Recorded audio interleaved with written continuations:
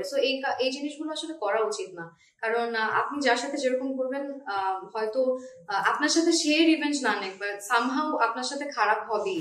আমি বলে ফেললে তো একটা সিনেমা করা হয়ে গেল না, আসলে আমার ক্যারেক্টারের রিলেভেন্সটা খুব থাকতে হবে। তো বাট ভালো লাগে যখন আসলে তার মতন একজন গুণী অভিনেত্রীর সাথে আমাকে অ্যাটলিস্ট মানুষ মানে বলে পাশেই করে, সেটাও আমার জন্য অনেক বড় পাওয়া।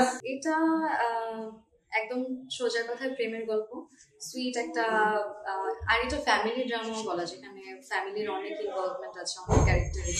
সো মোটামুটি প্রেমের গল্প।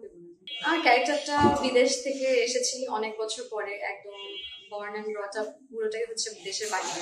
সো ওই জায়গা থেকে, but at the same time মেয়েটার মধ্যে একটা মানে কালচারাল যে বাঙালি টাচটা, ওটাও আর কি মানে আছে। হ্যাঁ, আলহামদুলিল্লাহ খুবই ভালো রেসপন্স। আর অ্যাট দ্য সেম টাইম আমরা চিটাগংয়ে আমি প্রথমবার শুটিং করেছি, তো আমি খুবই ইন্টারেস্টেড ছিলাম। চিটাগং শহরটা আমার পার্সোনালি খুব পছন্দ। সো অডিয়েন্স অ্যাজ ইউজুয়াল আমাদের জুটিটা আমার আর ইয়াশরন ভাই খুব পছন্দ করে। সো আমি খুবই ইমপ্রেসড। এটা আমার হচ্ছে সাজ্জাদ হোসেন বাপি ভাইয়ের সাথে প্রথম কাজ। পার্সোনালি আমি ওনার ডিরেকশনের অনেক বড় ফ্যান, মানে উনি ইয়াংদের মধ্যে খুবই ভালো করছে। আর ওনার খুব হি ইজ ভেরি ডেডিকেটেড। ভালোবাসা সোল্ড আউট রিসেন্টলি রিলিজ পেল। মহিদুল ভাইয়ের সাথে আমার এর আগে আরো কয়েকটা কাজ হয়েছে, বাট এটা রিলিজ হওয়া প্রথম কাজ। সো এটাও আমরা কক্সেসের হচ্ছে যে লোকেশনে শুট করলাম। সো ভিজুয়ালি আই থিঙ্ক মানুষ দেখে এটা খুবই আরাম পাবে। এটা অনেকই প্রশংসা পেয়েছে। এখন একটু ডিফারেন্ট জনরার কাজ, at the same time Majumdar Shimul ভাইয়ার কাজ আমার প্রথম, ওনার ডিরেকশনের প্রথম কাজ। গল্পটা চরিত্রটা আমার জন্য একটু নতুন ছিল। সো আমি খুব এনজয় করেছি, কাজটা আমার পার্সোনালি খুব পছন্দ। ঈদে বেশ কিছু কাজ আসবে, কিছু কাজ ভ্যালেন্টাইনে রিলিজ হয় নাই। সো ওই কাজগুলো কিছু ঈদে অ্যাড হবে, প্লাস সামনে কিছু কাজে শুটিং করছি। সো এখন না বলে সারপ্রাইজ থাকুক। শুনতে অবশ্যই ভালো লাগে। আর আমার কাছে সবথেকে যেটা বেশি ভালো লাগে যে আমাকে এমন কারোর সাথে কম্পেয়ার বলবো না, আসলে কারোর সাথে কারো তুলনা হয় না। মেহজাবিন আপু অনেক বড় একজন আর্টিস্ট, আমার অনেক সিনিয়র।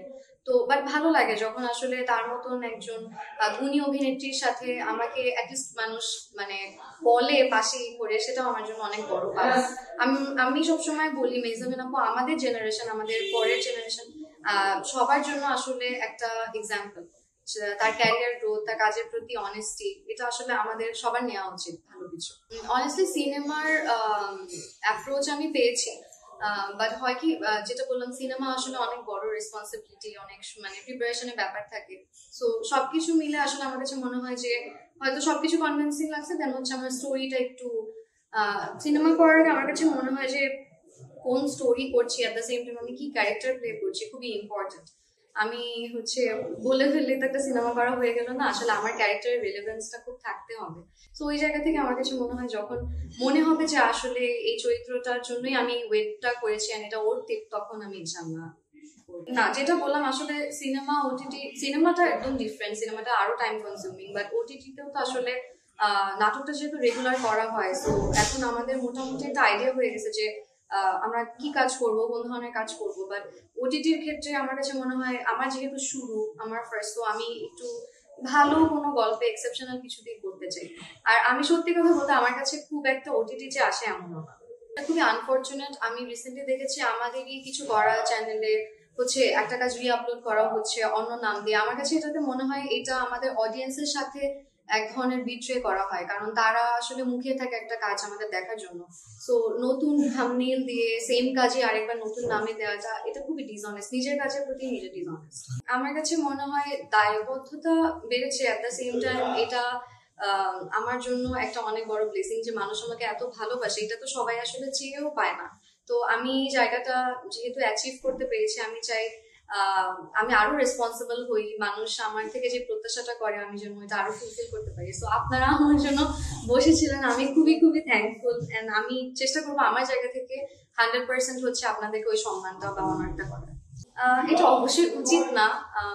এটাতে আসলে হয় কি আমাদেরই আইডেন্টিটি ক্রাইসিসে ভুগতে হয়। সোশ্যাল মিডিয়াতে আমাদের অথেন্টিক পেজটা বা প্রোফাইলটা পায় না। যেমন আমার এখন হচ্ছে কোনো অফিসিয়াল, আগে আমার একটা ওয়েবসাইট পেজ ছিল, তো ওটাও নেই। আমি আসলে জানি না আমি কার কি ক্ষতি করেছি। তো আমার পেজ প্রোফাইল কোনোটাই নেই, নতুন আমি একটা পেজ রান করেছি। বাট একটা হয় কি 1 মিলিয়ন 2 মিলিয়ন ফলোয়ার তো অনেক বছর টাইম ইনভেস্ট করতে হয়, একটা পেজ হোক প্রোফাইল হোক। প্রত্যেকেই আসলে তার জায়গাটা অনেক পরিশ্রম দিয়ে অর্জন করে। সো এই জিনিসগুলো আসলে করা উচিত না।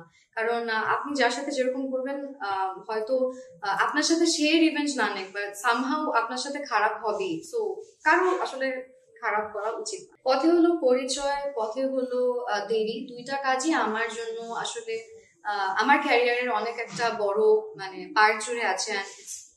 পথে হলো দেরি স্পেশালি আমার জন্য একটা টার্নিং পয়েন্ট। আমার অডিয়েন্সের অ্যাকসেপ্টেন্সটা অনেক বেড়ে গেছে আফটার দ্যাট ওয়ার্ক। সো ওই জায়গা থেকে আসলে আমি আমার যে ডিরেক্টর জাকারিয়া শৌখিন ভাইয়া, আমার কো আর্টিস্ট জিয়াল ফারুক অপূর্ব ভাইয়া, আমি এদের কাছে অলওয়েজ গ্রেটফুল থাকবো যে আমাকে ওই চরিত্রটা দিয়েছে বিশ্বাস করে, আর আমি ওইটাকে বিলিভেবল করে, আমি জানি না কতটুকু করতে পেরেছি, বাট আমার অডিয়েন্স আমার ক্যারেক্টারটুকু পছন্দ করেছে। সো এটাই মানে খুব স্পেশাল একটা কাজ আমার জন্য। পথে হলো দেখা যখন আমার ডিরেক্টর চাবে বা হচ্ছে সময় সুযোগ যখন হবে তখন আর কি। আমি রাফাত মজুমদার রিঙ্কু ভাইয়ের একটা কাজ করেছিলাম, রঙিন আশা। তারপর হচ্ছে বিকিজার ভাইয়ের একটা কাজ করেছিলাম চিহ্ন, যেটা নারী দিবসে হচ্ছে রিলিজ হয়েছিল। সো এগুলো কাইন্ড অফ একটু হচ্ছে নারী কেন্দ্রিকই বলা যায়, বাট আমি আরো বেশ কিছু কাজ করেছি যেগুলো কোনো রিলিজ হয়নি। তো আমি ট্রাই করছি যতটুকু আর কি ভ্যারিয়েশন আনা যায়।